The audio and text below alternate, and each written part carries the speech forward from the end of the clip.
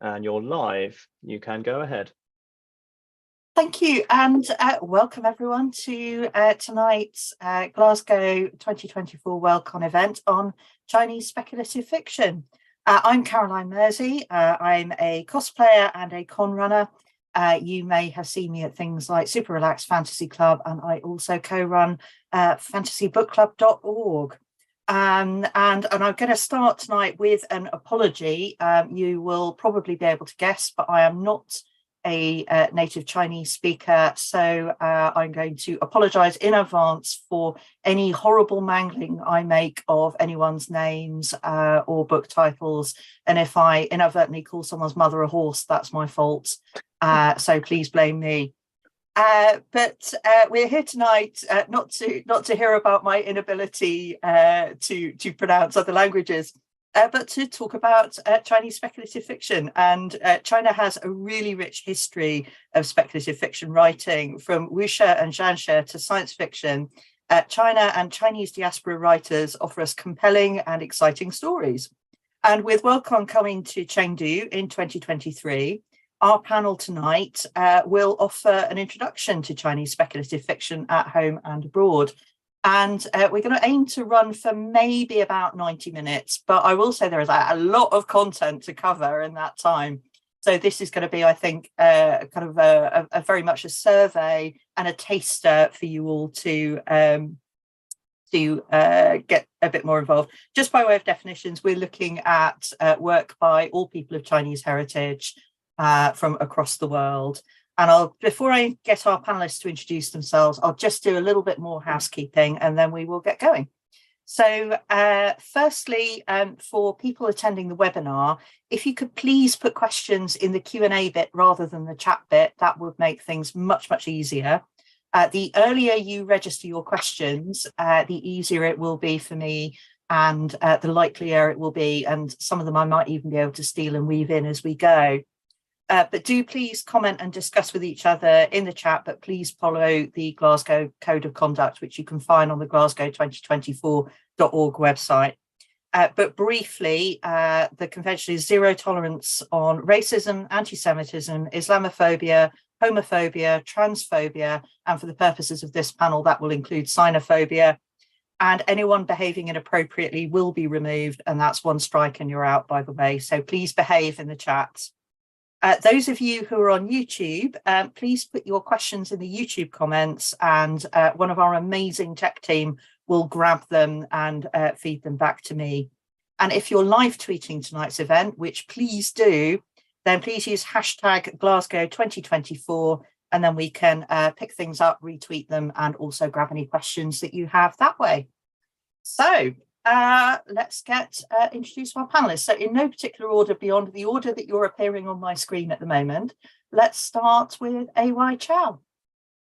Hello, I'm Alice. I am a debut novelist. I'm a Canadian Chinese, but I'm based in London. My book, Shanghai Immortal, is coming out 1st of June, and it's a genre mashup. It has xianxia in it, some urban fantasy, historical fantasy. There's folklore and mythology inspired by Chinese folklore and mythology. Yeah, set in 1930s Shanghai, about found family, belonging, and surprise, surprise, identity. Thank you. Tao. Hi, my name's Tao Wong. I'm a science fiction and fantasy author. I write mostly lit RPG and xianxia works. I'm most well known and specifically for this panel for my xianxia work, 1,000 Li, which is 8 books out now, and another one coming out at the end of this year. And most of my other work feature individuals of Chinese descent as the main protagonists. Thank you. And I? So I am Jiang. I write a broad range of science fiction, fantasy, and horror. I have my debut novella, Ling Hun, that just came out, and a novelette titled I Am I, which is cyberpunk, coming out in June. And I'm also a Nebula finalist for my story, Give Me English, this year. Congratulations for that. And last but very definitely not least, Xueting. Hi, I'm Xueting. I'm a writer on Chinese culture and translator curator. I published 2 books on Chinese culture, and I have another one coming out. I probably published 1 book on Chinese culture and another one coming out next month. And I have published a science fiction anthology called SHANGHAI, and I'm working on a Chinese horror contemporary anthology at the moment. Thank you. So should we start with kind of quite a broad question? And I'd be interested in your views around what you think is distinctive around Sinophone and Chinese storytelling. Are there any particular things that people coming to this fresh might find differences of emphasis or something new or different or distinct? Please do leap in, by the way. I think that Chinese stories, stories from China have a different rhythm generally. Traditionally, there are 4 parts of it rather than 3. But when you have diaspora Chinese fiction, you might get a very interesting blend of the original content, i.e. the things that the traditional culture that is taken to create the original stories, and then you get that within maybe a more Western storytelling rhythm, and that's very interesting and perhaps more accessible to Anglophone readers. Yeah, the what Xueting was talking about, the 4-part, I think most people will know as Kisho Tenketsu. Is that right? That's the Japanese name, but it is a Chinese originated, like the whole 4-part structure, very similar, right? Chinese so exactly. Yes. Yeah. So I think that's really interesting. That's like a very East Asian thing. But I mean, like, I think Chinese stories, for me at least, are, the cultural values are slightly different. When we bring straddling both the Western world and like traditional, having parents my parents immigrated from Taiwan, but still, Chinese cultural values, like having 1 foot in each, I think enables you to kind of see the difference. And, there's differences in the language of love, how generally, like, it's not going to be a blanket statement because there's like, I don't know, billion Chinese people, but generally, if I may make a sweeping statement, like service love language, the service love language is very common. You have so many stories of parents who spend their time, they make the food, they spend hours making food. There's almost no verbal, like the declarative love where you say, oh, I love you, lots of big hugs. That's not so common in Chinese culture because the love language it's different. It's not that there isn't love there, it's just a different language. And so that, I think, is something that I see, at least in the different stories. And also like body language, like how you describe body language. I don't think in traditional Chinese stories, very rarely have I ever seen people rolling their eyes. Like that's a very Western thing, like the whole eye roll. I think shoulder shrugs, like, don't know. I think in sort of more traditional stories, that's not really a common body language. But yeah, those are just things that I've noticed that I find interesting because you can explore the differences and use those things to subtly indicate differences in cultures.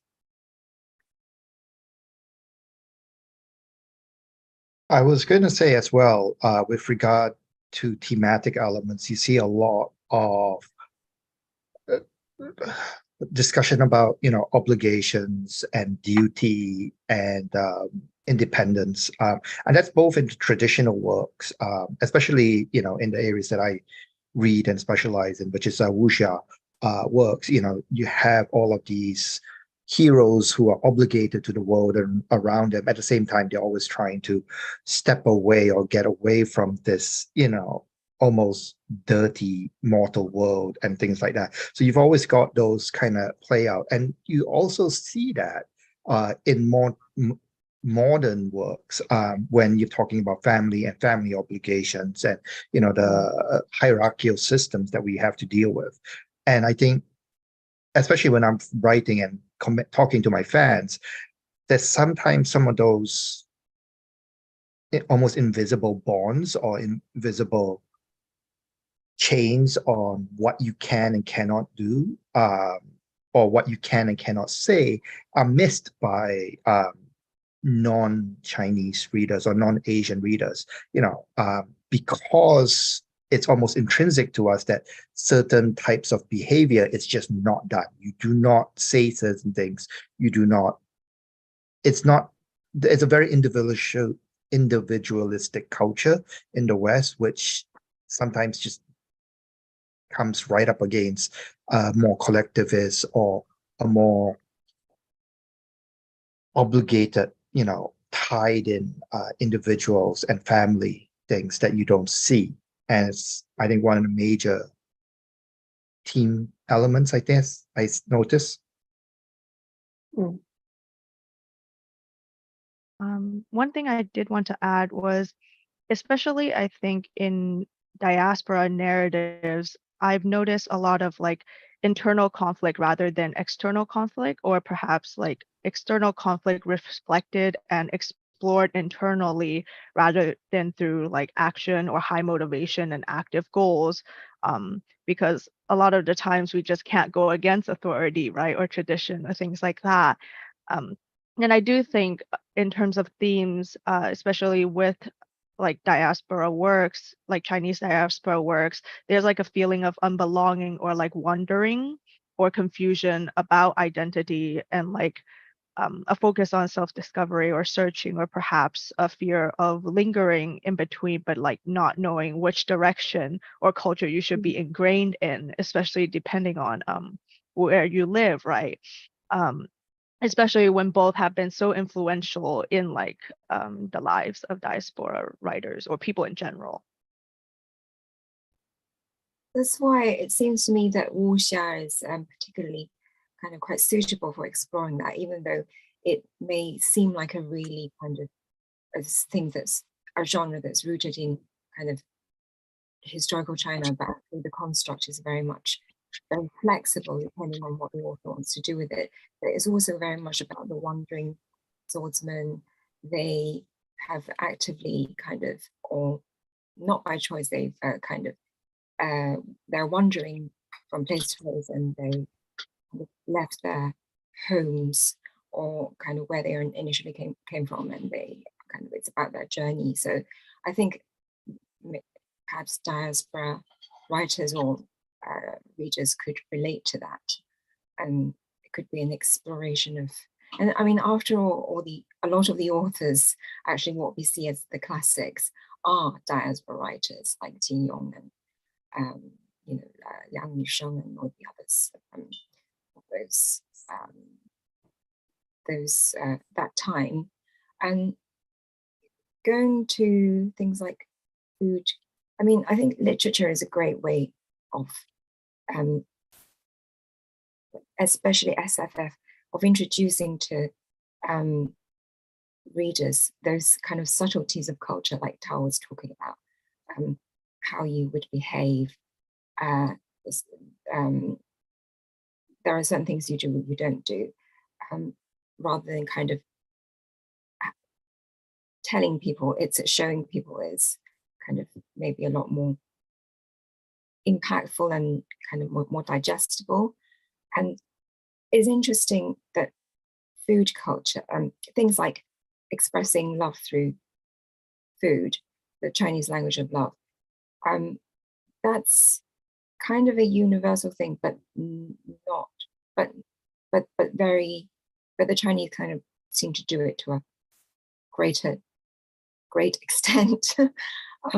But perhaps it's true of other cultures too, I don't know. But it's interesting what global fandom, the role of global fandom plays in that, because in a lot of C drama, you get what I call the food scenes, or the, this is the part where, okay, you establish the two characters, they have feelings for each other, or their family hadn't seen each other for a long time. And then there'll be a bit where one of them gets the other one food, or the other one of them will say, oh, I want really fancy dumplings or something. And the other character would be like, oh, I'll make you dumplings, or I'll travel across the universe to get you dumplings or something, to show love that way. I think people are more familiar with them through the consumption of things like C-drama and, fiction from diaspora fiction and other things. It works in a synergy. What people consume that's come out of China help them understand diaspora fiction and vice versa. So yeah, I know when I kind of first started my massive C-drama habit during lockdown, I had to do a huge amount of research to kind of just really understand some of those different cultural factors. And I'm hugely grateful to all of the people on Tumblr who have written at length and often quite scholarly essays as well that have just kind of like really helped me to grasp some of that and to kind of understand and appreciate it a bit more. Oh, you're not alone. I had to ask Xueting to help me with Love Between Fairy and Devil. Absolutely adore that C-drama. It's like one of my favorites, but a lot of the canon around like the Chinese equivalent of fairies and how they cultivate and how, so the Western equivalent would be fae. And, there's the Sealy court and I'm not even sure I'm pronouncing it right, but there's like the winter court and the summer court, and they're very formalistic, et cetera, et cetera. And I know that the Chinese version is similar in the sense that there's hierarchies and there's all the canon, but not having that background, I was reached out to Xueting, who was super helpful to be like, okay, so this is how this works. And her book is really good as well, with all the gods and from Chairman Mao to, I can't remember the title, but it has like all the deities and their history and how that works in mythology, in greater Chinese mythology, which is really interesting because it's not a specific canon. There's no like one book. It's like comes from various like poems and historical texts, and then they're told and retold is like in ancient times. So we have many versions of similar stories, like Chang'e, the moon goddess, like her story. There's so many different versions of that story, and those aren't retellings. Those aren't modern retellings. Those are like ancient retellings. So it's like the material that we have coming out of Chinese history is just, it's so rich, and there's so much fun to be had with genre mashups. You play with various things. What Xueting was mentioning at the very beginning, that the Western and the Eastern, like the diaspora using like me, for example, using Chinese mythology as inspiration and running with it and creating something new it's really fun. It's very satisfying for me, and I hope it's interesting for readers as well, because we are creating something new and fresh and different. And it's something actually that there's so much weight of cultural illusion and history to kind of play with, but also so many puns and so much language play, which I kind of hadn't really thought about and hadn't been expecting, but it feels like such a rich feature in this space. It really is a huge thing, but I also find it's very language dependent, and you almost need to know the language as well as some of the historical basis to really get it. Being diaspora here as well, and growing up in Malaysia, not with Mandarin, but with Cantonese as my base, and not really very good. Some of the puns I also miss, actually a lot of the puns and historical things that they play out, you almost end up missing just because there's so much. And it's fascinating to watch and read, as you said, Tumblr or Twitter threads Ziran does some great ones where she just breaks things down for you, and it's like, oh, I did not know that part. Can I ask what part? I'm really pleasantly surprised that you notice the puns, actually, Caro. I didn't notice them. I sort of found them from some great Twitter threads and Tumblr threads where people were going, oh, well, in this bit, there's a play on words here, and this short form of a name actually sounds a bit like this, and but it's only through seeing other people explaining it that I've kind of come to appreciate that. It's just, but and it feels like there's a lot of depth there of that being, and it's obviously but for someone from the culture that will be a lot more apparent than from someone like me from outside. But it just feels like there is a huge richness there. I wouldn't say it isn't just you. Like, I speak Mandarin, but a lot of the puns are like, because a lot of it is like, I don't know, Xueting, I don't know what it's called, but there's like a specific, so there's vernacular speech, which I speak. And then there's like, I did a video for booksellers to introduce my book.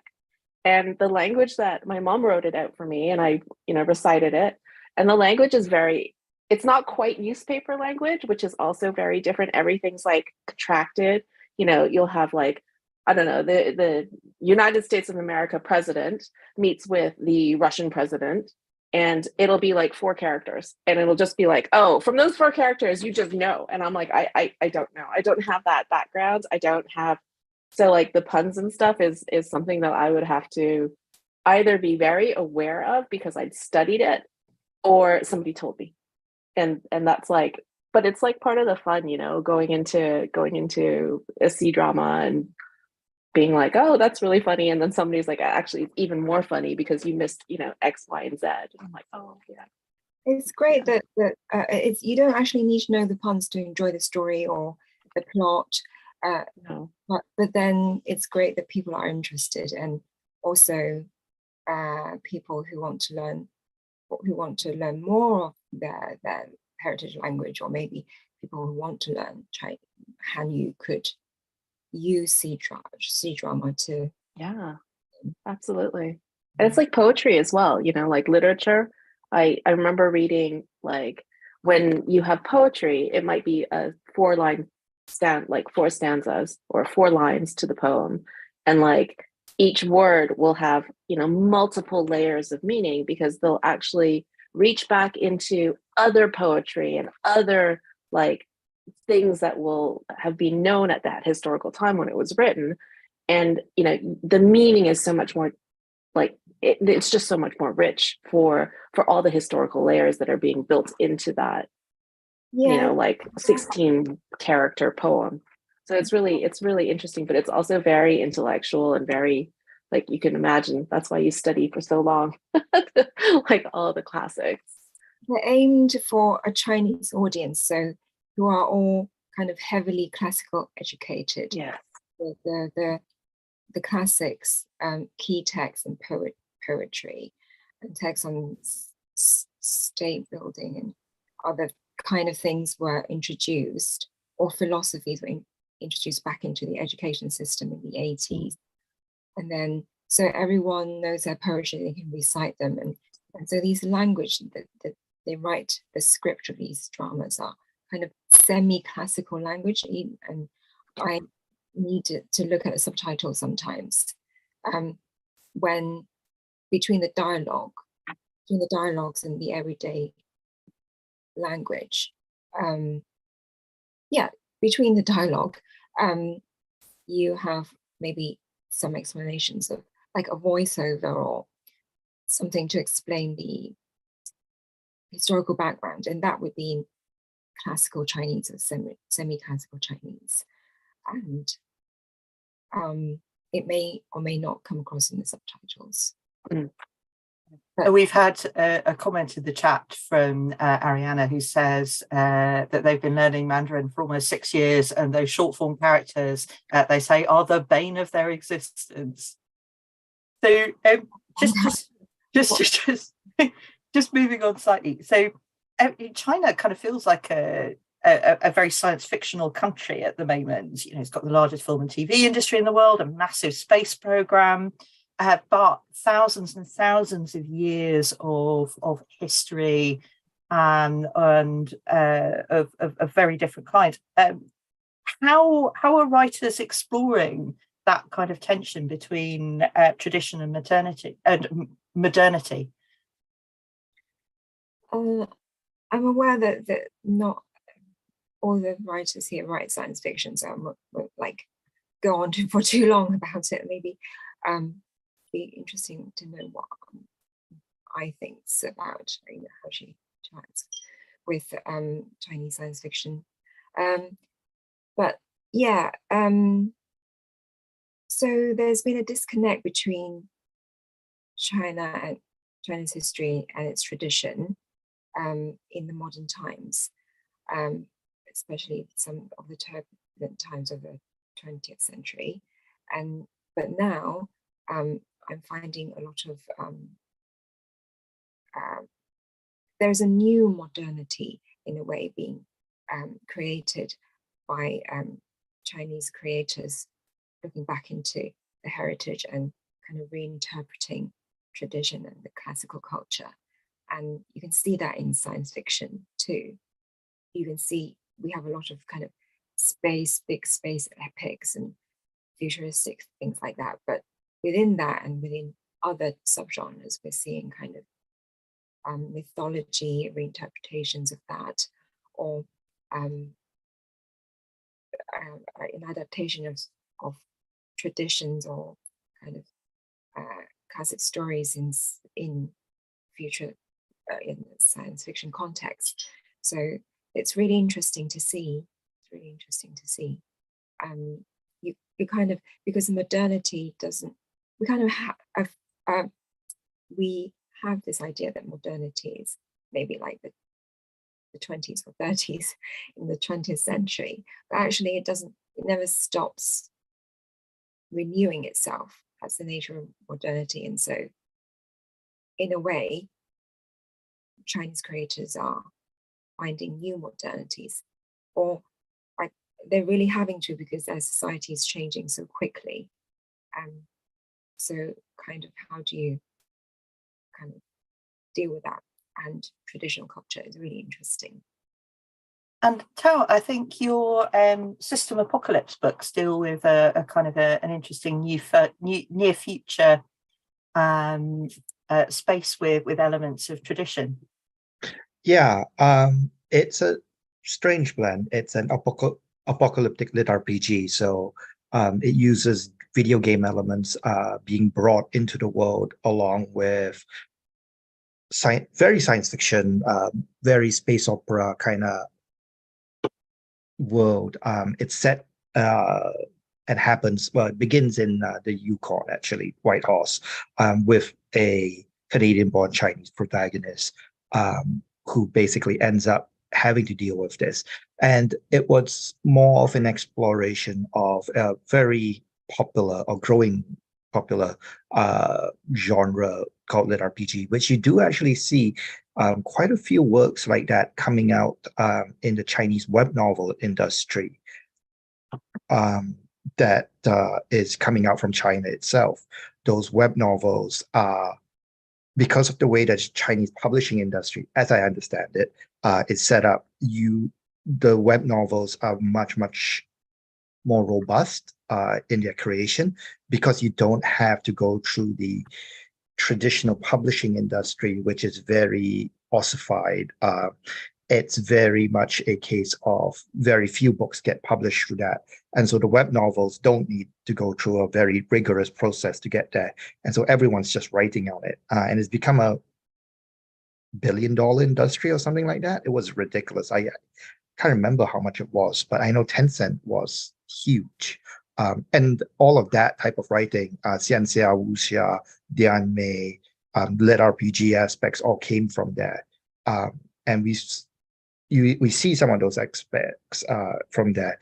But the lit RPG work that I came from generally came out from a lot of Western lit RPG authors too. So it's a mixture of a lot of fantasy and sci-fi elements there. And I think you mentioned you've got a quite a science fictional work coming. Does that deal with traditional elements as well? So it deals with more like diasporic elements and the experience of people immigrating and the languages they lose and gain. But I actually wanted to talk a little more about horror and its reception because I was actually recently looking for a Chinese publisher for my debut horror novella, Linghuan.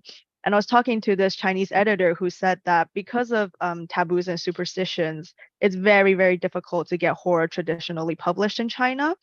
Um, Unless you're Stephen King, um, or if you kind of like frame it as a tale of the strange or more on an exploration of grief rather than a ghost story. Yeah, that's why it was a really interesting process. Interesting. I had trouble finding the authors I wanted to feature at first because of there is a taboo due to some incidents that happened in this when there was a kind of flourishing of horror in the 2000s and unfortunately resulted in some deaths,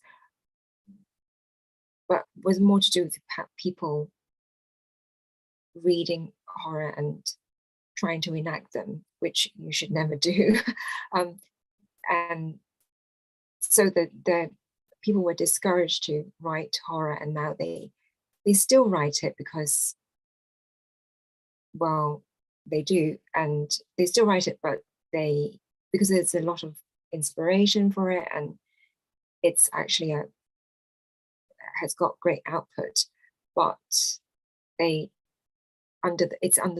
put under the guise of suspense, or as you say, tales of the strange, because strangely that's not considered horror, which is why I suppose when I was little I was able to watch like Pu Songling's stories adapted into TV at like 7 o'clock in the evening, because that's a ghost story somehow in the Chinese mind. That's not a horror. I mean, it could be very well be horror.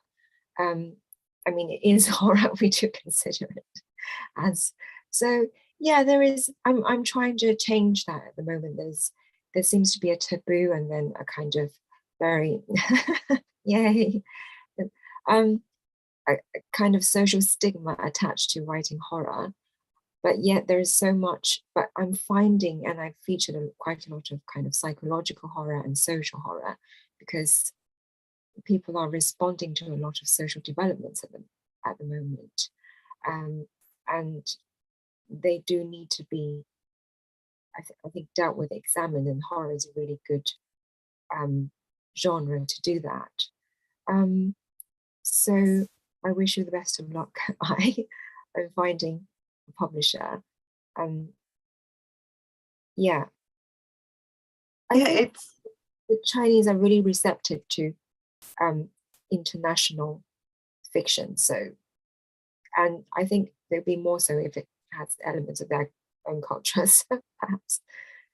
I've really loved Zhen Chou's horror writing. So a lot of her short fiction in particular deals with ghosts and vampires, but it seems to be I've heard Zhen talk about this as a way of kind of exploring intergenerational tensions, because when you're kind of like literally being haunted by your ancestors who are nagging you about, you know, not being married yet and eating too much and family duty, it's kind of a way, I think, for Zhen to, in quite a light-hearted way, to kind of like explore some of that that stuff over time. Yeah, and you can't talk back to ghosts because they disappear. Just like you can't talk back to your elders. So you're like, oh, very, very apt metaphor. I think for Asians, the spirits, they exist kind of all around us. They're kind of part of the world, and you only notice them when they get pissed off, you know, like something when they're not happy about something, they let you know, but they're kind of part of the realms of existence, and therefore that's why the tradition seems it's so rich in kind of spirits, and as writers we can do a lot with them in different ways. But going back to Tao's comment on the internet fiction and lit RPG, it is actually a genre in the internet fiction to write a novel based on a game. It's a specific genre, which is really quite interesting in terms of the creative process of that. And most of the stuff we see on TV now or on streaming does come from internet publishing. So whilst it's kind of removed barriers for a lot of writers, it is, as you say, quite rigorous, because there are so many novels coming out in every genre, and somehow the writers, they need to grab the readers and keep, when they refresh their serialized so many words every day, and then they need to keep the readers interested, and therefore you need to keep honing their writing skills. And maybe they also, I know they also kind of liaise with they also communicate with the chat with the readers, and they talk about, so who participate kind of in a way in the creative process. And that's why it's such a kind of vibrant scene at the moment. So many subgenres are coming out, and it's a really interesting area.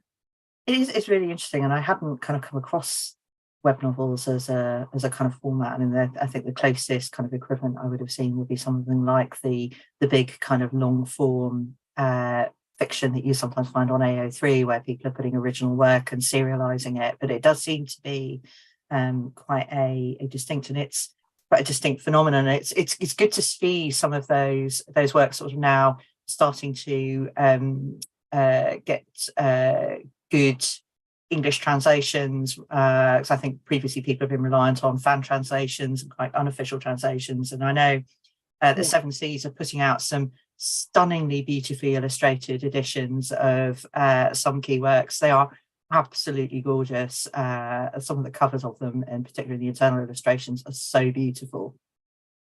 Also probably Hugo eligible, if anyone is interested in that. And it'll be interesting to see what comes out with the nominations. And so I'm going to kind of slightly wind back to something that came out at the start, where we were talking about kind of distinctiveness, and we talked about the theme of finding belonging and identity being something. And I see kind of a lot of themes in the books and stories that I see around found family, around community, and about a person's kind of place within that kind of wider within those wider communities, and finding homes.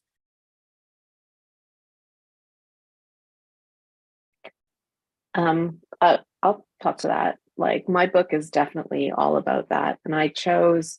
Am I on? No, I'm not on mute.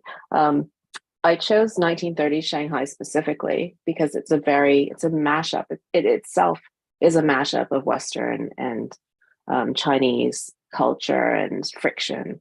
It's at the confluence of, there's the Sino-Japanese War, there's the Civil War, there's foreign imperial aggression, and of course there's poverty, and there's World War II is on the horizon. There's so many factions there vying for dominance, and then you have, my character is somebody who is dual heritage in this space where it's not necessarily safe always to be Chinese. And then I replace that. She's actually in the Chinese underworld, like in hell. The Chinese version of hell, which is not like the Christian version at all. It's I've remade it. And, that's very much about finding belonging, being part of two worlds, and grappling with what that means for your identity. How do you, as diaspora, I grew up with traditional Chinese values. My parents were quite conservative. But I went to school in Canada, and I had other Canadian kids around me. You know, they were all watching Saturday Night Live, and you know, I wasn't really allowed to stay up late, but I sometimes did. You know, and like sort of grappling with those things that are like part of yourself. You know, your environment really does influence you as a person as well, but so does your family, and so does your, you know, the heritage in which you're brought up. So my characters are very much exploring that, but trying to honor Chinese values, like values of community, values of family, the types of love language that I grew up with and were very much part of my Chinese culture. And just like the whole book is really about exploring those things and finding balance and finding how to exist in a world where, you know, people see you as one thing and they perceive you in a certain way, and that perception has a burden. And then of course you perceive yourself in a certain way, and that perception also is heavy and sometimes can lead you astray in a way. But yeah, so that's like something I think as diasporas, especially like not always being sure of where you fit, and the journey to finding or creating that space for yourself and being okay with it. And like I see that a lot in like diaspora fiction, because it's, you know, it's an issue that we grapple with a lot. I think Tao, you looked as if you were coming off mute there to come in as well. Oh, I was just gonna mention, I agree completely with what Alice says about the fact that it's such a common theme because it's something that we all deal with. A Thousand Leaves, the first step, the first book, my character moves and joins a sect, which is a completely different culture, and he runs into a lot of trouble there because he doesn't understand a lot of the unspoken assumptions that everyone else is working upon, because he's not grown. He starts out as peasant basically, and he's moving into a completely different cultural landscape. And this case, it's partly money based kind of thing, and so he does not understand this culture that runs into it, and he runs into trouble, and he has to work his way out of that. And I think it's a theme that we all run into and we write about constantly, because it's things that we notice ourselves, whether we're traveling from one country to another. Like I moved from Malaysia to Canada, and again, there was a whole bunch of unspoken assumptions on things that I never really realized I dealt with. Everything from eye contact to how close you stand to someone, to, you know, a lot of body language things don't really play across. And, you know, on a wider basis, individuals and family that we've talked about. So yeah, I'm not surprised to see these themes play out. I don't, and Xueting probably can speak a lot more about that. I don't see that same kind of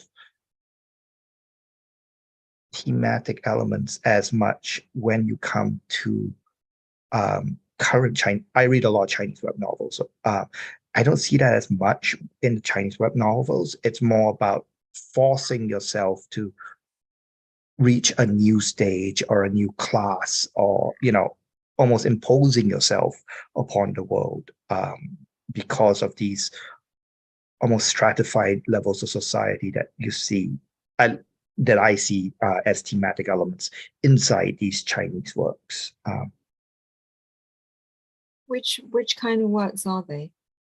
Oh, I read a lot of xianxia and that RPG stuff, in particular. So, you know, and wuxia, because that's, you know, what I write in. So it might not be entirely, you know, representative of the Chinese industry, just that slice of web novels and whatnot. Yeah, we only ever see facets of it because the industry is so huge, and just one of the many platforms have like a million, tens of thousands of works. But yeah, I know what you mean about the leveling up. That's a kind of genre that is, I suppose, influenced by traditional kung fu stories, but also by maybe anime and think like shonen anime, where you level up and you go on adventures and then you grow as a person and you level up again. You can see a lot of things like that in things like Blood of Youth, for example, which is a YA wuxia slash fantasy. But then I think for Chinese fiction that originated in China for the Chinese market, they maybe are not thinking of that sense of belonging so much as kind of other elements. I'm certainly seeing that in wuxia, in that in the wuxia of kind of the classic authors, classic modern authors, you get a lot of history as well, whether it's based on real history or kind of historicized environment, but not so much in the younger generations. And they're quite happy to leave that in the background and have create their fantasy 奇幻 or 玄幻 world, whether it's Eastern based or Western based fantasy, and kind of take different elements. So it's more about creating their own world, and rather than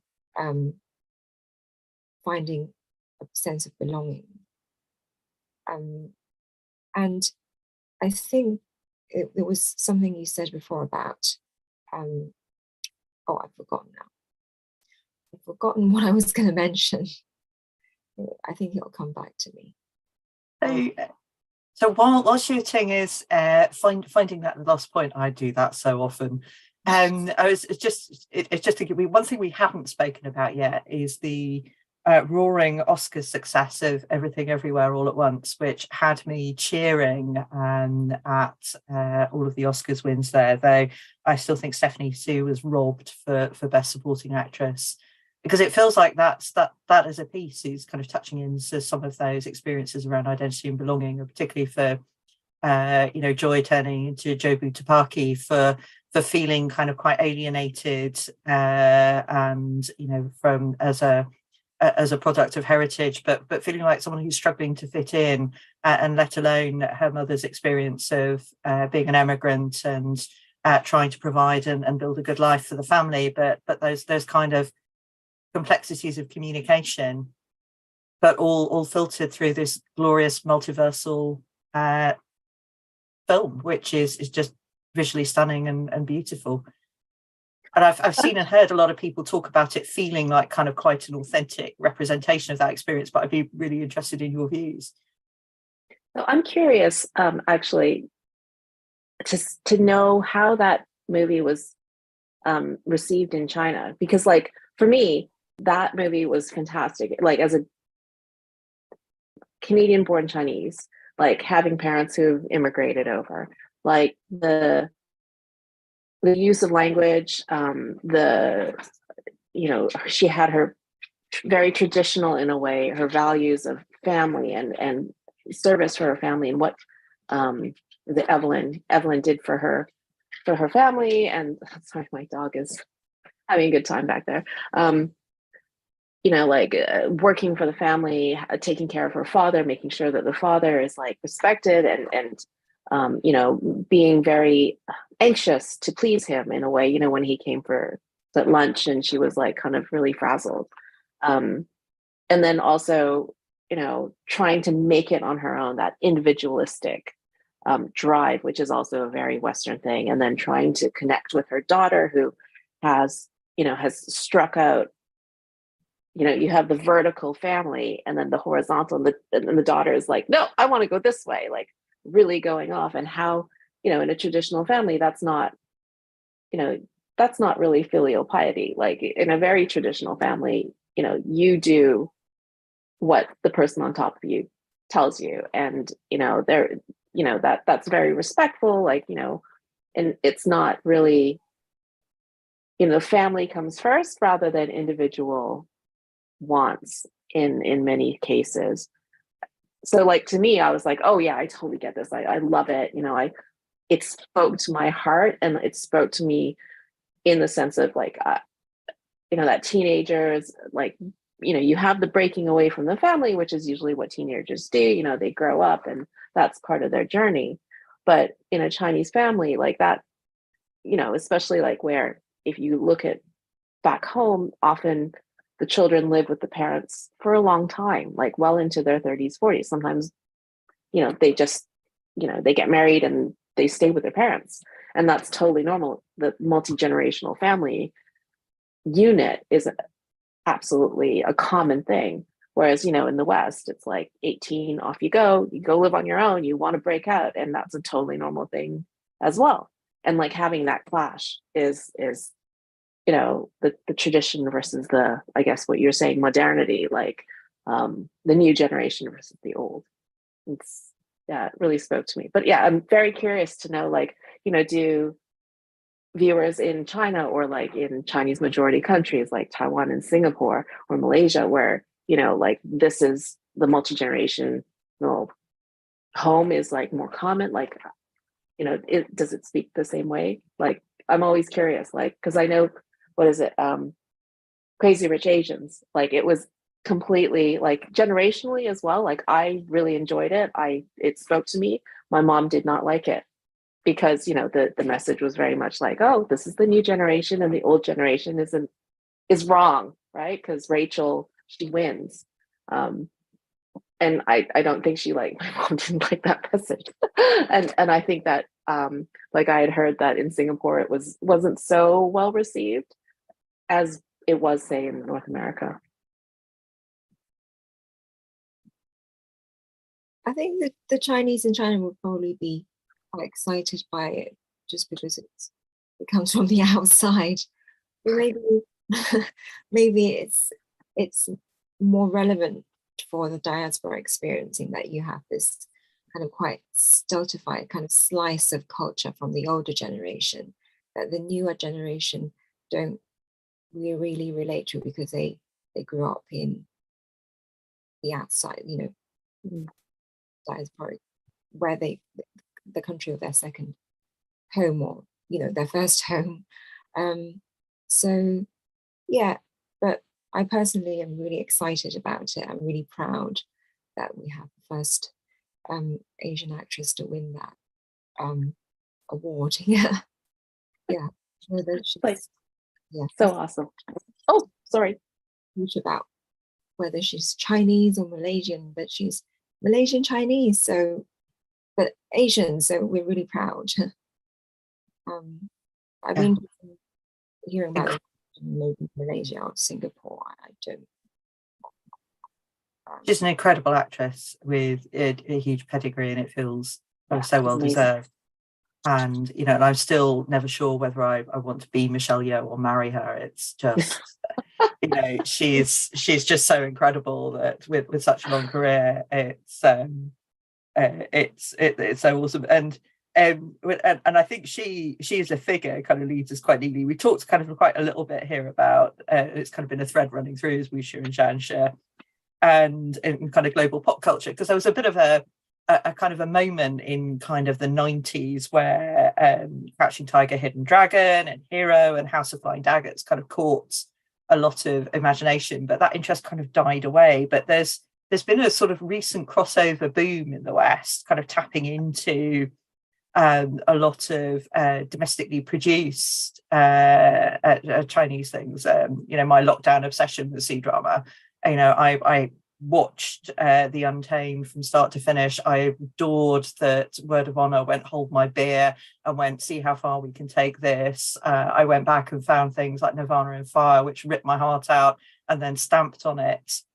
And it seems to be getting kind of quite a lot of traction, both the domestically produced stuff, but also other things, like sort of starting to see the blends and the mashups with superheroes, with Shang-Chi, and that coming through, and those kind of different forms. So I'm kind of like really curious about kind of like, why now? Why has this kind of grabbed a moment? And, you know, why is it kind of just kind of catching fire?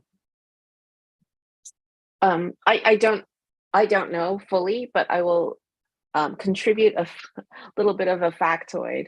Like Netflix signed with this is Korean, Studio Dragon, and I think 2017, and so all the K-dramas started to stream on Netflix, so we could access all of their, you know, they have their own kind of traditions and mythologies and stuff. And I think around the same time, I don't know if it was before or after, they also signed with the Chinese stream, like the Chinese C-dramas, like the production organizations, media platforms. And I think that being accessible is amazing. Like that was never something I had as a child. Like we would clutch, you know, the VHS, like the, you know, whatever, the videos, we'd clutch them, they'd be played over and over, you know, they would have been brought over from wherever, from Taiwan or Hong Kong, or, you know, and then we'd like play them. And to have that, you know, literally at the touch of a button, and you can scroll through hundreds of various romantic fantasy, modern fantasy, you know, Wang Hedi is one of their, like the Chinese, he was in Love Between Fairy and Devil and the remake of Meteor Garden. And he's like this super, like, you know, what pinup, a boy pinup actor. And like, that is just something that I think has really made it more accessible and flooded, you know, you have like the diaspora and immigrants and people who want to watch this stuff. And then that just gets disseminated. And I think that, like, I think that has, at least for me, made a huge difference in the media that I've consumed that has been originally from China and has all of those influences and those stories that are different. And it's just not, yeah, it's something that I think is new, well, newish, I mean, from 2017. It's not that, like, what, 5 years ago? But I don't know if there was something else that triggered that or that caused that to happen. But like, I can see, like, from at least in my media consumption, that was a big turning point, being able to access that. And then now it's like, there's shows on Amazon Prime and stuff, and that's also bought over from the Chinese production companies. As for me, Xueting. Oh, sorry. Certainly the accessibility element is definitely a big factor in why it's become so popular, kind of the output from China. And also the acquisition of Untamed kind of coincided with the pandemic. And so normally people would be like, I don't want to sit and watch 50 episode series. Aren't there any shorter seasons? But that's become like a very kind of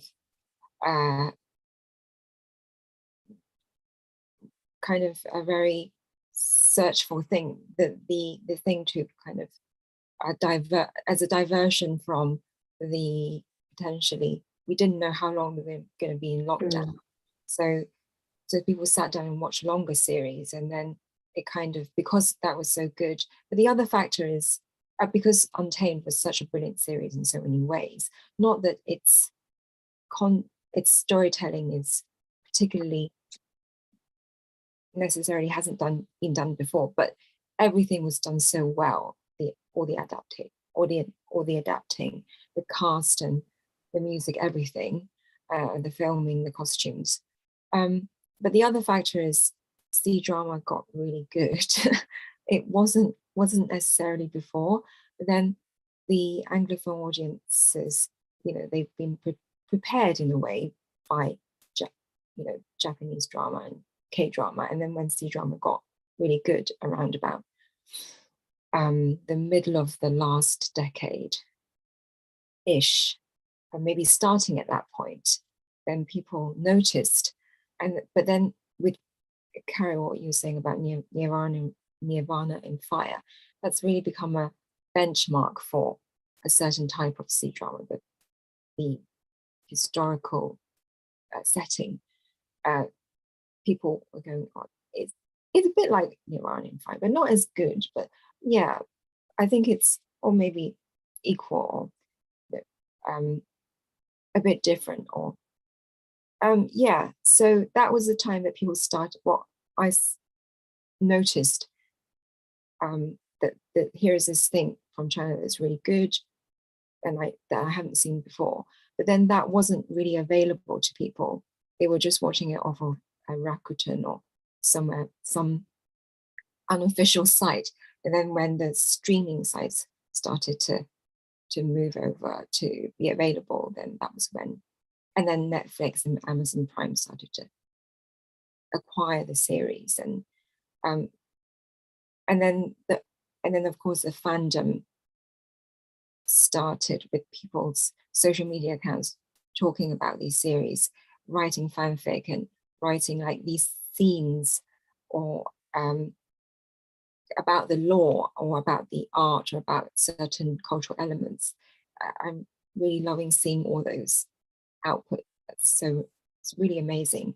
And I love your story, Carol, of how you got into The Untamed and Word of Honor, and then you started reading Chinese sci-fi, and so it just kind of mushroomed from that in terms of the fandom and in terms of people's. Yeah, total gateway drug for me. And Tao, I'll bring you in a second, but I think as a speculative fiction reader, what I really kind of like grabbed me were these stories of revenge and drama and magic and politics and conspiracy and war, and but just the sheer emotional range and the breadth of the storytelling, and quite unashamed. And particularly in comparison with a lot of the stuff coming out of the States, where I think particularly the male characters feel quite poorly served and are quite emotionally repressed in comparison, and aren't allowed to feel a full range of emotions, or to connect with people in kind of quite the same way. So as a spec fiction reader, it felt like it's absolute catnip for me. It kind of scratches this kind of costume drama, Gothic novel, but also kind of like turning all of my favorite things up to 11 in terms of story elements, and just kind of really grabbed me. It's been a fantastic jumping off point. Sorry, Tao, that was me kind of like fangirling about my love. You wanted to come in, I think. Yeah, I just wanted to say that I don't know the timing on this, but I would say that the trad pub traditionally published books and traditional publishers have probably also done their part to some extent with all of these own voices books that have been coming out in the last decade and a half or so, and that have been pushed, everything from Fonda Lee's Jade Legacy, Angela Stewart's The Bone Emperor, but some of the more recent books that I've seen coming out, A Magic Steeped in Poison, A Daughter of the Moon Goddess, I think they are also helping to push out interest in Asian, Chinese specific, obviously, but Asian and other own voices work. And I think that has helped, lay some of the groundwork for the interest in Chinese books, Thank you. And I think that's kind of a really interesting place for us to go is, how does modern work in these subgenres kind of really fit into that historic canon? Because I read Yong's the first volume in translation of Legends of the Condor Heroes some time ago when it was first published over here, and I was quite staggered to realise that this is the biggest selling fantasy novel of all time in the world, anywhere, ever.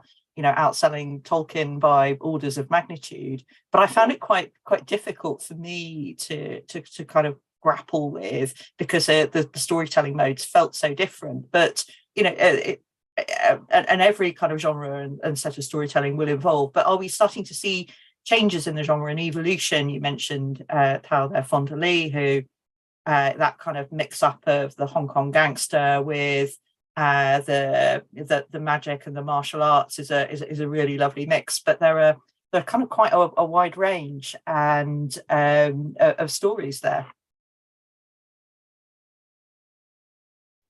Sorry. You can go ahead. I wasn't sure if she was asking me or someone else. It's okay. Any you of go you, ahead. any of you. Okay. I was gonna say, like, for the storytelling. Now, actually, I've forgotten what I was gonna say. Let me see if I can remember. Like the story, I was going to talk about storytelling mode. I've actually forgotten. I'll pipe in when I remember again. Sorry. Can I ask a question, because you seem to quite blend different elements into your stories. Do you? I mean, how do you do that? What's your, and why have you started? I know. I think from what I understand, you didn't initially start writing first, but you eventually came to creative writing. What was the process? I feel like rather than genre, I usually approach writing in terms of themes and ideas, especially with like social and political things happening around the world. And usually when I think about certain commentary, I try to explore it through the genre I think best works for it. For example, like very psychological or social, like very psychological issues or like very interiority issues, I would explore more through horror, like psychological thriller, body horror, and such. But then when it comes to politics and society and economy, I find science fiction more suitable to explore such ideas. I actually wanted to loop back because I didn't get a chance to talk about everything everywhere all at once and the growth of like mainstream media, especially from Asian creators. And I do think like with increasing accessibility, there's also increase of receptiveness to stories and media from around the world, and especially to like SFFH work as well, and not just like things set in like the real world. And I feel like there's a lot that's like refreshing to foreign audiences, and people are starting to realize the universality of human experiences and emotional resonance, even with cultural differences. And I did want to talk a little about the concept of home, and I explore this through like my science fiction, fantasy, and horror works I've discovered, because it is a very human experience, I think. The way we think about like the concept of home as like a part of the self we have lost, or like a part of the self we have yet to find, or even home as like a memory or place or a person or even a specific time, rather than, oh, this is a shelter I live in, this is called my home. And it made me kind of think about whenever people ask, oh, where are you from? And I'm always thinking as in like, where am I born? Where do I live now? Where have I lived? Or maybe like my parents' roots, right? And in my mind, I'm thinking, oh, Canada or China, which one do I pick? But then it also feels like neither is true. And I feel like, to answer Xueting's question, in science fiction, fantasy, and horror, in like a blending of that genre, I feel like best captures kind of like the blend of identity or sense of home I feel. That's a really interesting point, that they can, different genres explore different things. So maybe science fiction is more kind of conducive to like politics or political issues, and the other more psychological elements, more psychological themes are better for horror. Yeah, that's a really interesting point. I mean, I do identify with your feeling of kind of when people ask me where am I from, do I say this or the other? If I say either, it seems like it doesn't cover it. And then there are people who don't seem to understand that for a diaspora person, if they were born in one place, then if they were born in the place, even though their heritage is elsewhere, they may feel like they are from that place, and they're entitled to feel like they're from that place and not from the heritage where their heritage came from.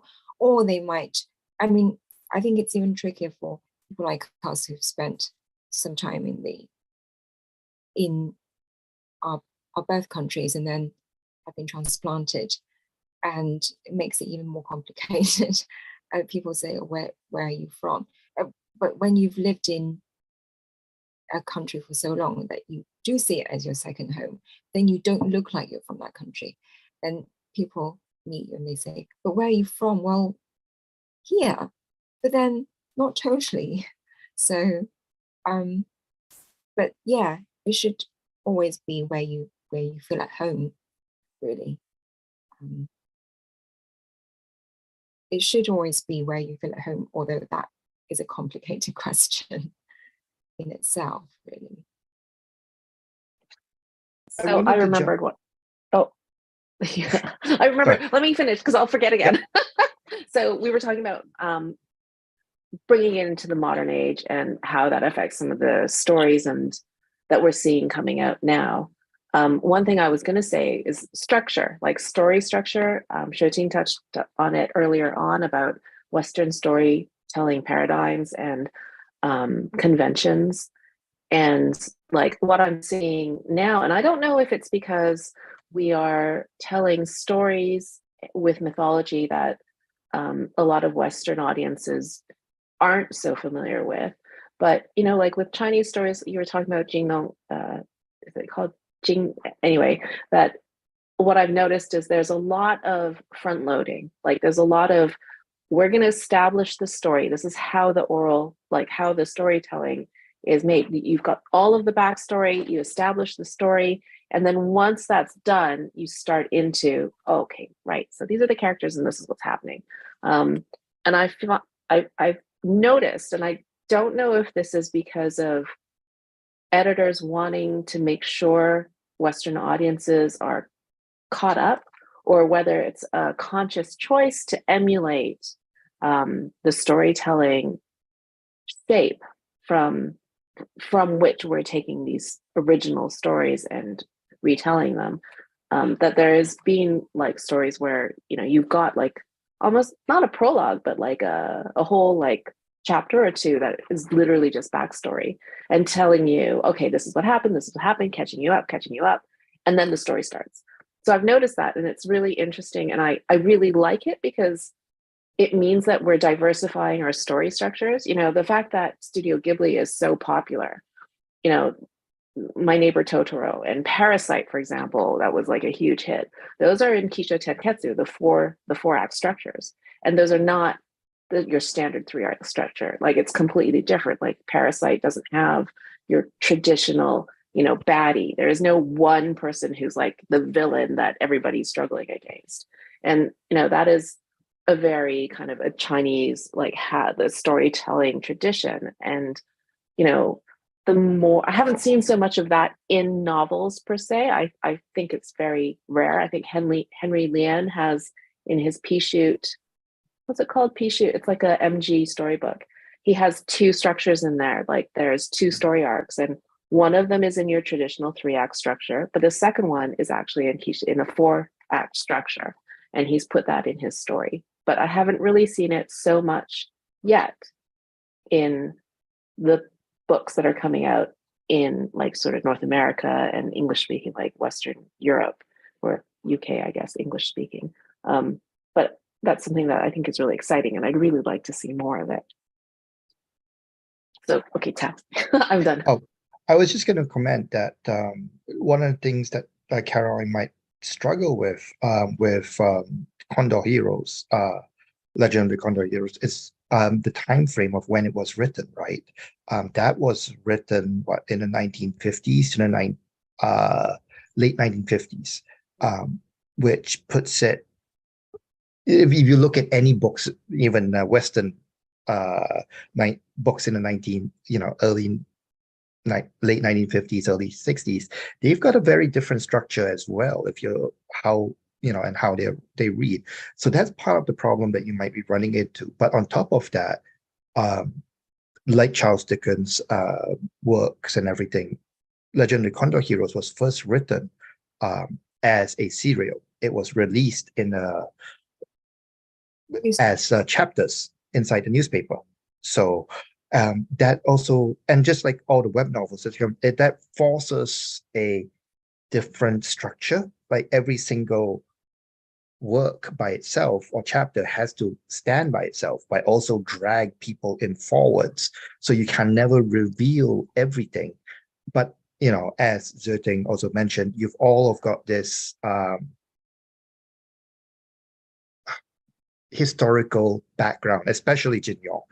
He writes with so much detail about the past that there's lots of things that you sometimes miss, and I will miss a lot, and I have to look it up because I don't come from that educational background that he almost presupposes all his readers to have. So I think he's beautiful work, and one of my favorites. I actually prefer Return of the Condor Heroes myself, but as a completely different argument. But I think that structure certainly has morphed, and what we're seeing in terms of modern structures has also been influenced a little bit because of Hollywood, because we've all grown up with, things, and a lot of the newer writers in the last 30, I say newer, last 30, 40 years, we've grown up with things like anime, all the Hollywood three-act structures permeating a lot of our media, that I know people are inserting weird plot structures into things without necessarily coming and understanding it all at the same time. I think people like I who've actually studied plot structures probably can go into more detail than I can. Thank you. We've had some really, really good questions in the Q&A. So what I was going to do is sort of start pulling those out.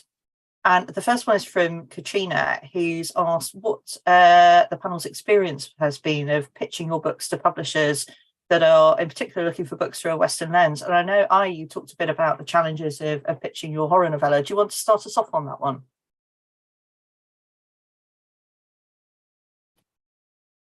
Yes. So I was talking a little about how pitching my horror novella to like traditional Chinese publishers is a very tough sell because of taboos and superstitions. But then when you pitch it to Western editors and like Western publishing houses, I find there was a lot more reception to things like that, especially with the rise of voices and people wanting stories that draw on cultural backgrounds and traditions and folklore or like mythology. But I have also heard of writers having trouble doing so and having editors tell them that Chinese fantasy doesn't sell or things like that. So it's definitely a 50-50, I think. Really depends on who you're asking and who you're pitching to, and what kind of works they're receptive to. Tao, Alice? Was it easy for you? Has it been difficult?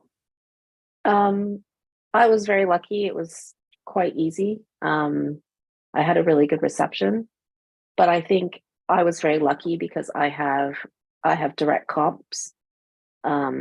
Whereas like, if you have a book, like my book has folklore and mythology, it's got deities in it. So, you can directly comp to, say, Su Lintan's Daughter of the Moon Goddess. Even you could cross over into another culture, and Axio, she has a lot of like the girl who fell into the sea. It has that folklore mythology feel to it, and you look at the covers and they all have a kind of similar aesthetic, which means that when I came along, I could present my book and it was very easy to pitch. There's already the sort of the previous language, so people are like, oh yeah, I know, right? Whereas I think like with Shiran J. Zhao, when they came along with their book, Iron Widow, which was with Mecca, and it was futuristic, but looked like historical China. You know, there wasn't anything like that before her, or before them, sorry. And I think that probably was difficult to pitch then. Now, after them, anybody who comes up with something like that, publishers are like, oh, right, we know it. There's a comp, you know, they sold well. We would like to see this, right? So I think that it really is very much dependent on who came before you, who has trailblazed that story before you. Then it's much easier to pitch. But if, you know, like I think Cindy Pon had a science fiction, futuristic story that was based in Taiwan, and futuristic sort of, I don't know if it was dystopian, but, you know, with haves and have-nots. It was a very science fiction. Before her, there really wasn't anything quite like it. And I think, and YA science fiction is a hard sell anyway. It's not, so I don't know why publishers don't seem to think it sells, but I think there is an appetite for it. I don't know what the disconnect there is. But I think that was a difficult one. And I think people coming after that, it's still difficult because publishers have this strange thing about YA science fiction. So yeah, I think it really depends on who has trailblazed or laid the path and opened the door for you. Oh. I'm the opposite person you should ask about publishers, because I self-publish my own work. So the only person I have to convince is myself. My work comes in after I've written the work and trying to sell it to readers, which I've been lucky enough to manage to do so at a decent rate. In Xueting, yours is, I imagine, a different experience again, because you've written non-fiction work, but also published short fiction collections in translation. Yeah, so my path has been fairly tricky in terms of people tend to want to read, a lot of people tend to want to read fiction, but not so much science, non-fiction, which they tend to think is very academic, but not the stuff that I have written or I want to write more of, because they're always based on traditional and contemporary pop culture. I always talk about them from that point of view.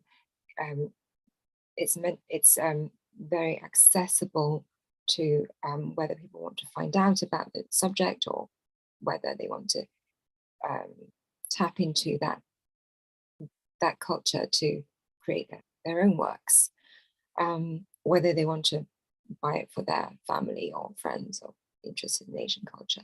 So I think that's been quite tricky, and I've taken opportunities where they've been available and written about mythology and Chinese deities because they've been what's available. And I am working on a book on pop culture, wuxia and xianxia at the moment. I also want to write about Chinese indie music and things like tea culture, and hopefully we'll get, I think the publishers I've worked with, they've learned to trust my insight into what's going to be popular and interesting subject for kind of the general public to read about, because I can see interest from my research or my experiences, what there is out there and what people are, what is popular. And in terms of the Chinese genre fiction, I think that now is a really good time for it. Whereas when I started wanting to bring over China's genre fiction before, it wasn't really in the mid-2000s. And so it's been a kind of roundabout journey where I've taken on whatever translation work I've had to finally finding the opportunity 10 years later.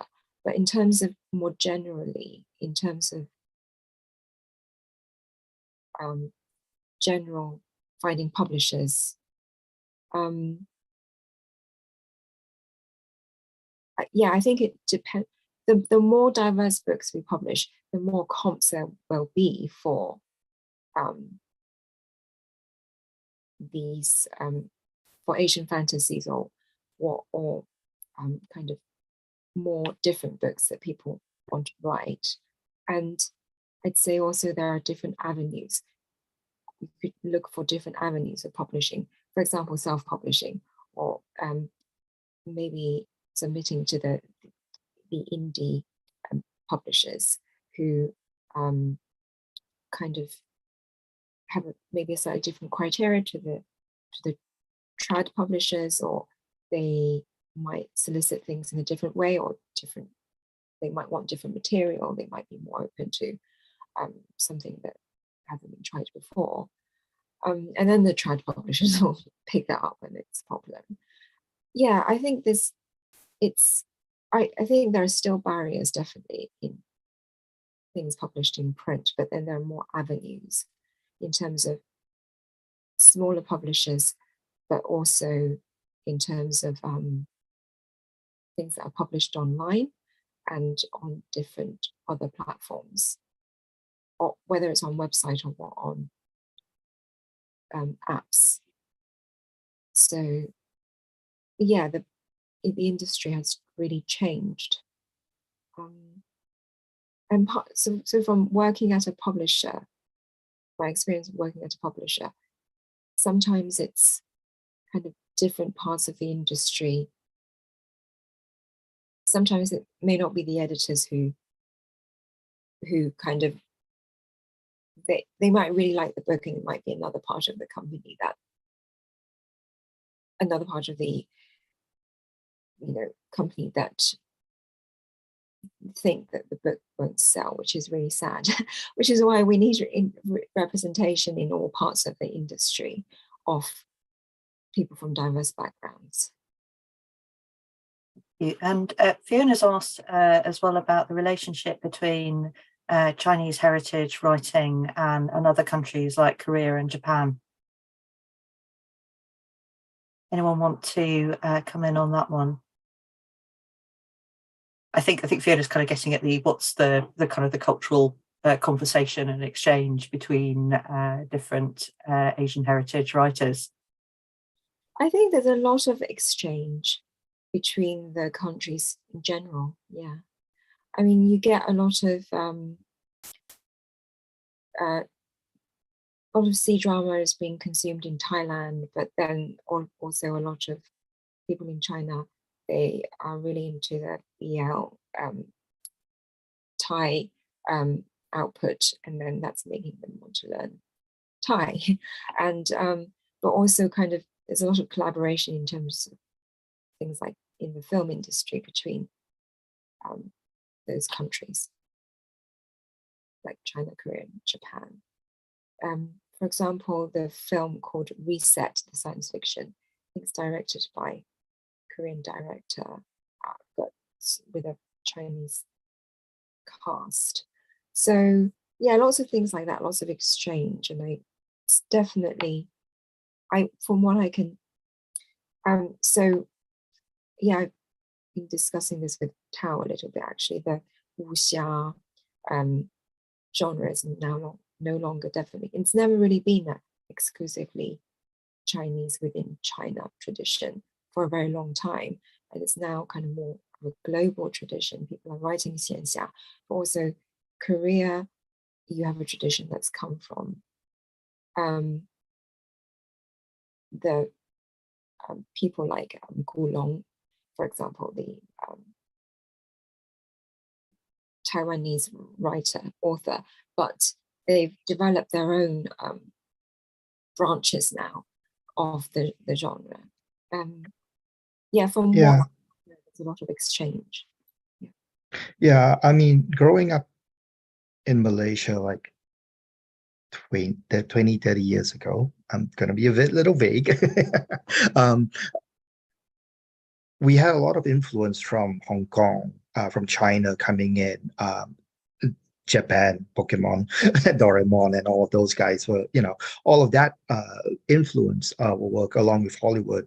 You could see all of that in terms of TV and the games that we played and the cartoons, but you didn't see, but I don't think there was a lot of direct discussion, whereas just looking at the type of TV that you can see and the media that is coming out these days, I think we are seeing things coming out from Indonesia, from Thailand, from the Philippines, that is becoming a little more global. So I think that's going to be a lot more cross-cultural pollination in that sense. At the same time, I think that's also there's a stronger level of dissemination of some of the local cultures. So, you've got Malaysian stories that are based in Malaysia, things like the Ghost Bride. Yes, Ghost Bride. That's that was set in Malacca, if I remember correctly. Was it Malacca or Ipoh? I cannot remember. I think it's Malacca. It was Malacca, wasn't it? Yeah, that was set in Malacca. That was very Malaysian. I mean, I looked at that and went, "Oh my God!" It brings you right back. But then you also have things like the works of books like The Empress of Salt and Tears. That is really meant for Malaysians. You've got Cannibal Chef that was set in Malaysia, which was a very strange book. Fun but weird. I might actually enjoy that one. And so I think you've got these very localized stories coming out that are very, I'm going to use the word local again. It's embedded in that culture and the mythologies and stuff. I read mostly fantasy, so sorry about that. Yeah, there's been always a lot of exchange between Asian countries that maybe we don't see over here. And we've arrived at the different pop cultures of these different countries at different times, but they always influence each other in them.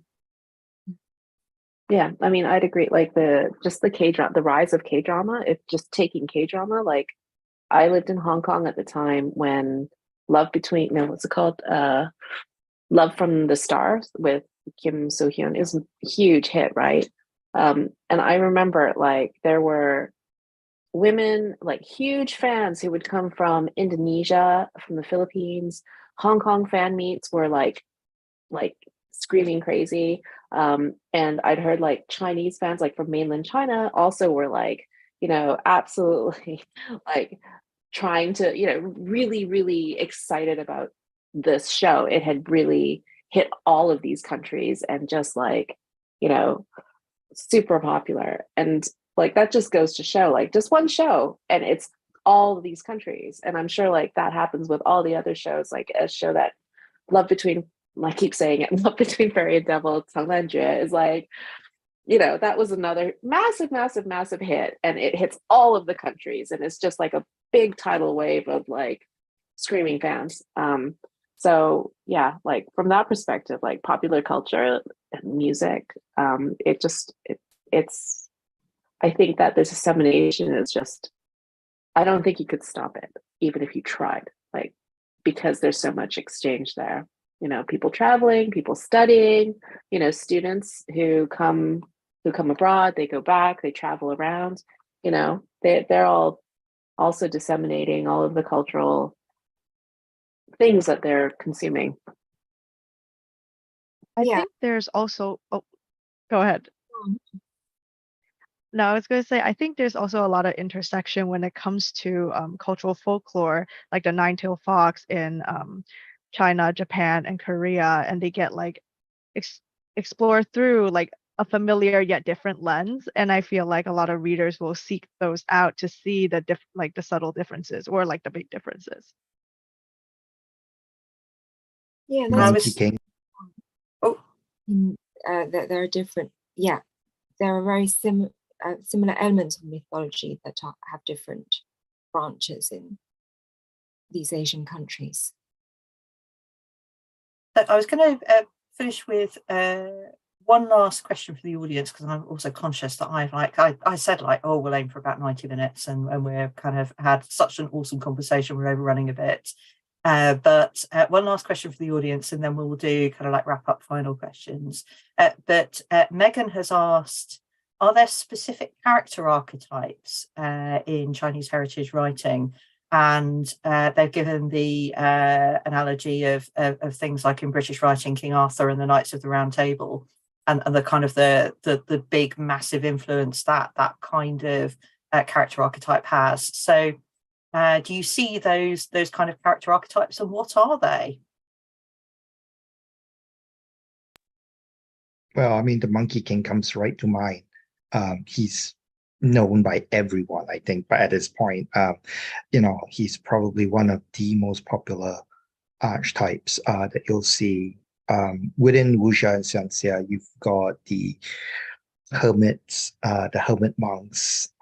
Chinese Buddhist monks are quite common as well, and what Shaolin, specifically the Chinese Shaolin Buddhist monks are quite common as another archetype that you see. The wandering hero that Xueting mentioned certainly comes to mind. And this is all, obviously wuxia xianxia works, but you do see some of the same archetypes play out in other works. Yeah, I think people like the Monkey King, characters like the Monkey King, that represents the free spirit, rebellious free spirit. It's become quite an archetype that's been adopted by diaspora writers, but also by other writers, but maybe sometimes in a different format than a monkey. But yeah, that's characters like, are we talking about archetypes or actual characters? Because I'm thinking Mulan, for example, has been very iconic and definitely a global icon now. Other archetypes. And this is, we're talking about diaspora fiction. I think either or both.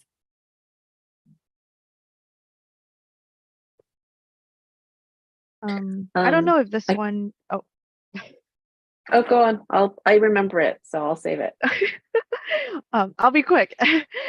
I don't know if this one would count, but in media or like animation recently, I've seen Neza as one of the gods that have been represented at first in like a very mythological high fantasy sense, and then another animation where it's like steampunk cyberpunk reimagining of the same god but mixed with fantasy. So I thought that was pretty cool. Yeah, That's so cool. Yeah, that was a light chaser animation. I think they he's appearing. I think he's quite interesting. I've written about him in my pop cultural book. He's had this because of he's a child god, and he is basically another rebellious spirit. And you wouldn't think that the Chinese pantheon is full of rebellious misfits, but it is. People like Monkey King and Neza. He's always kind of been part of pop culture since he originated from Buddhism and then became his own character in Chinese culture. He's always had a part in pop culture, whether it's in animation or in games, or becoming a mascot for a band, for example, the rock band Miserable Faith. And then now there are steampunk versions of him, and writers of wuxia and mythology, fantasies, are also writing him into their stories, maybe as a female, as a female version of Neza. So yeah, he's been really quite interesting. Yeah, so he's always had quite a punky image as well. Yeah, I'd say probably also like the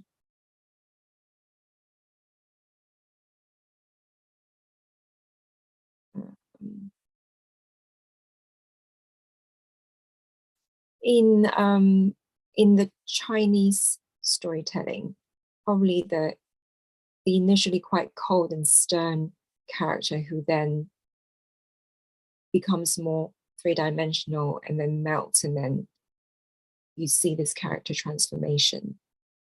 And then you have the misfit hero who is misunderstood by everyone, but then they kind of end up saving the world in the end. But again, that's quite universal to other traditions as well, I guess. That one. Thank you. Alice?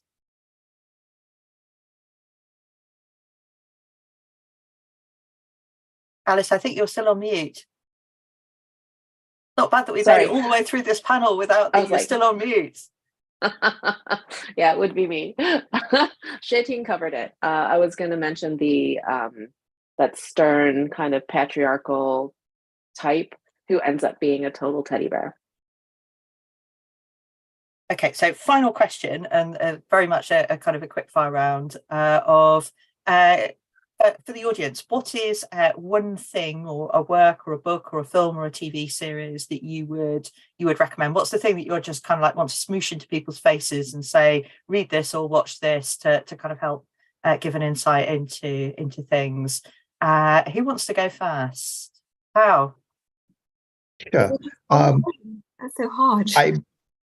Nothing to do with me, but this is an amazing work called The Longest Day in Chang'an, which is on Prime Video. It is a historical drama with a murder mystery and politics involved, court politics. Incredible amount of historical detail was put into the production values and the works that it's utterly gorgeous, really well done. And it just showcases a portion of Chinese history and Chinese works that I have not seen to very much, especially at that level of production quality. So, Longest Day in Chang'an. I'll type it in the chat as well. Thank you. That sounds right up my street. I'll be straight watching that. Who's next?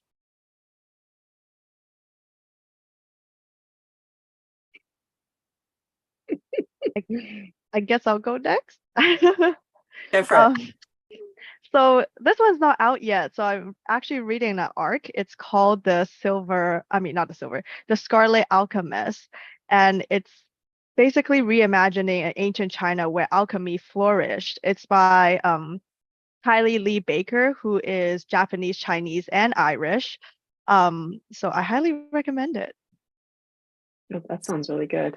Sorry, question. I mean, alchemy was there in China in the ancient times, or are they talking about a different type of alchemy to the Taoist kind of alchemy?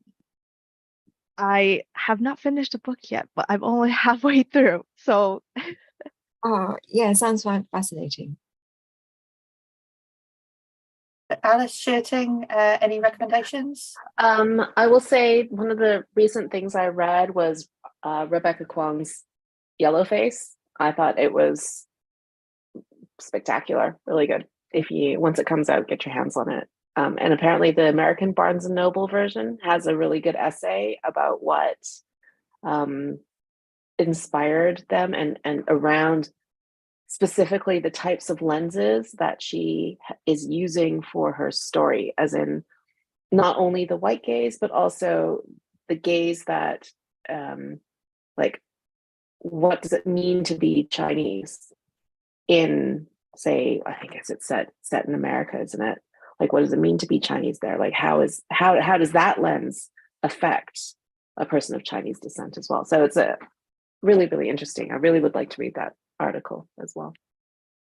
Thank you. And Xueting, any recommendations from you? Loads. I'm really struggling to say just one. I'll probably say The Water Outlaws by S.L. Huang, which hasn't come out yet, but I'm really looking forward to. It's a gender-swapped retelling of water margin, which is one of the cornerstones of Chinese heroic wuxia literature. So things like a lot of things like what Yong and the other writers have the tradition stems from. I'm really looking forward to that. I don't think we've seen a pop culture retelling of that. I've seen some manga before that's done that, but not a lot. In terms of the Chinese output. So I'm really looking forward to it. Thanks, everyone. So I'll just do a little bit of closing housekeeping then as we wrap up, but there's some really good recommendations there. So I've been scribbling furiously myself to catch up on those. So I want to start with some thank yous. So thank you to our panelists. Thank you to the audience, particularly for those really great questions that were coming in. And sorry if I didn't manage to get to yours. That's entirely down to my bad panel moderating and us running out of time. Wanted to thank the Glasgow promotions and the tech team that made tonight happen as well. There's always a lot of activity behind the scenes that you don't always see. And it's a very slick operation, and I'm very grateful to them. So, John, if you haven't done it already, can you put our merch link in the chat? So there is a store for the WorldCon goods and a shop online on Redbubble. So please do go and have a look and see what you fancy. All the profits go towards making the WorldCon happen. By way of kind of like further Glasgow activity, there will be a fan table at Satellite 8 convention between the 26th and 28th of May at the Crown Plaza in Glasgow. And if you like these online events, we have 2 more planned. There's one on 1-star reviews on Tuesday, the 16th of May at 7 p.m. Glasgow time, and one on Tolkien fandom on Thursday, the 8th of June at 7 p.m. Glasgow time. And do keep your eyes open on the Glasgow socials for lots and lots of exciting announcements. And if you did enjoy this and enjoyed these kinds of conversations, please do join the convention at glasgow2024.org. And there will be a price rise for memberships at the end of the month. So get in now if you're not a member already before the price goes up. And if you did enjoy this, then do please consider volunteering. We're always looking for enthusiastic people, both ahead of the convention and also to make it happen. It takes a lot of people to make a WorldCon happen, and lots of volunteers are always needed. So please put your hand up. It's great fun, and you get to do cool things like this and meet some awesome people. So thank you very much. Thank you for tuning in, and I hope you enjoyed it. And I think, John, we're going to go offline now in just a few seconds. Thanks, everyone. Thanks for coming.